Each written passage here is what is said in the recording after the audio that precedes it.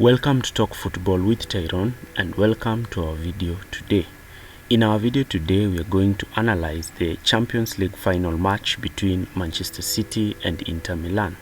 Manchester City won the Champions League courtesy of a 1-0 win, courtesy of a goal from Rodri that saw them win their first ever Champions League.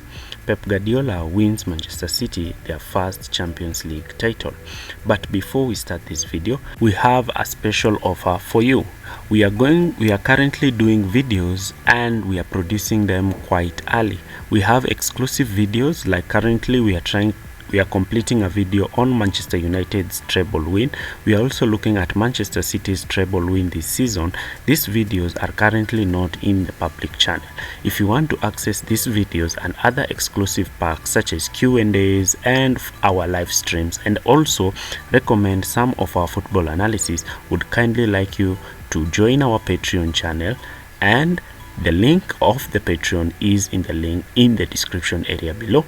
Click the link so that you may be able to access these services. Before you continue, like, share and subscribe to this. Now, Manchester City had the majority of possession, and we are going to analyze how Manchester City positioned themselves in possession and what they did with the ball. Now, Manchester City lined up in their usual 3-2-4-1 formation with their box-filled midfield.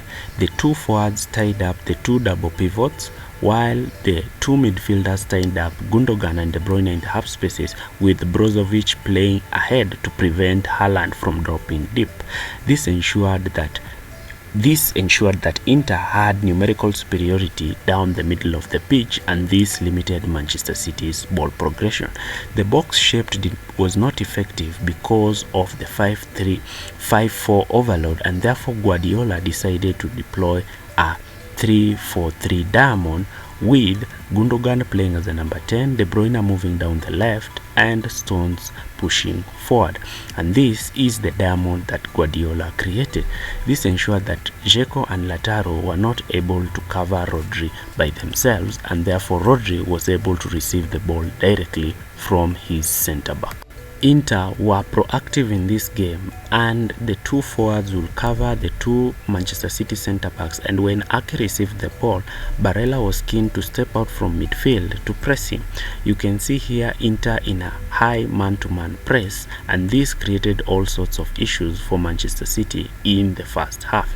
But this gave Manchester City an opportunity, but in the 35th minute, De Bruyne was off the pitch and Foden came in, and therefore Gundogan shifted to play in De Bruyne's position, while Foden played at the tip of the diamond. This enabled Gundogan to receive the ball from Ake in acres of space. But this, because Inter were proactive in their play, Damian was also a spare centre back and was able to push forward to cover Gundogan. But sometimes, in few occasions, he was not able, and therefore Foden would receive the ball in dangerous situations and advance with the ball.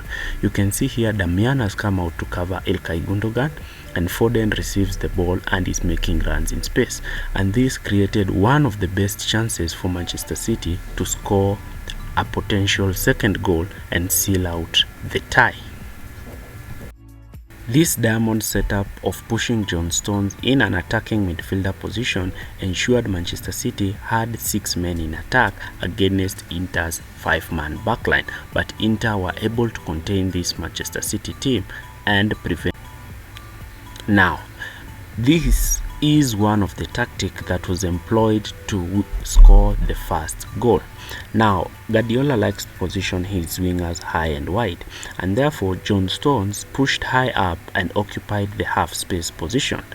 Dzeko sometimes failed to track the movement of Akanji, and Akanji drove from his wide centre-back position and advanced with the ball, and this made Barella to step out from his position to come and cover Manuel Akanji. But this created a chance for Akanji to slip the ball to Bernardo Silva, who was attacking the half space and was able to make a cross that was deflected. But since the entire defense line had fallen back in this situation, Rodri was able to advance from his defensive midfield position and take a shot, and this is how Manchester City scored their first goal. Inter were proactive in this game. Now, Manchester City pressed with their usual 4-2-4 formation with a narrow front four.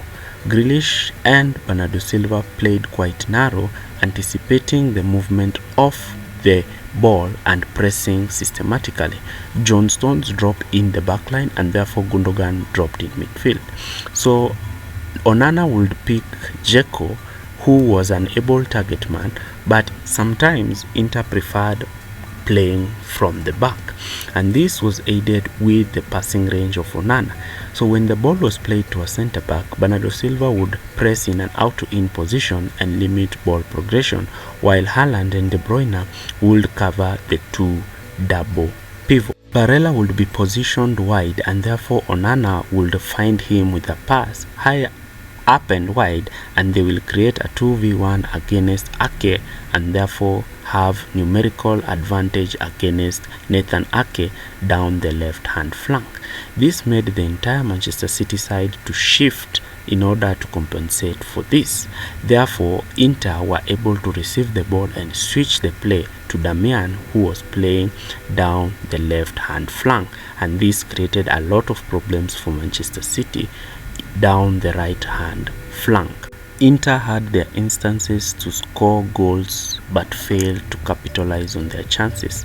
Like in this clip, you can see Akanji mistakes that Ederson is able to receive the ball and Lautaro Martinez gets to the ball, but Lautaro Martinez was not able to make a quick and timely decision in the final third to pick up either Romelu Lukaku or Barella, who was making late runs in the box, and they squandered this chance. Also, Lukaku blocked a header, and this resulted in Inter failing to equalize the goal. In totality, Manchester City win their first Champions League trophy, and therefore Manchester City join the English teams that have won the Champions League. Pep Guardiola is satisfied that he has managed to win Manchester City the title. Manchester City won the Champions League and completed a treble. Pep joins Sir Alex Ferguson as the only manager to win the treble in England. The Pep Guardiola Champions League curse seems to have come to an end, and we have done an exclusive video on how Pep Guardiola made Manchester City win the treble. Click the link in the description area below to access our Patreon, where we have affordable tiers for you to pick out from. If you've stayed with us till the end of the video, thanks for watching.